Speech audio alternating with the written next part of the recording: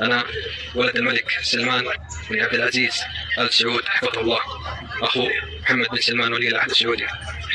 طبعا في الصغر كنت أشتغل هنا مع جدي علي العمري رحمة الله عليه، أبو أمي اللي عشت عندها. كنت أشتغل في السوق هذا، سوق الخضرة، وأنا أفتخر إني كنت أشتغل في السوق هذا وأنا صغير مع جدي علي الله يرحمه. طبعا الآن راح أوديكم إلى عقبة الأبناء اللي طاحوا منها جدي علي العمري، خالي سعد علي العمري، واللي كان متسبب في دفهم خلف العمري اللي أخذ فلوس من أخواني اللي ذكرتهم، سلطان بن سلمان، عبد العزيز بن سلمان، وفيصل بن سلمان.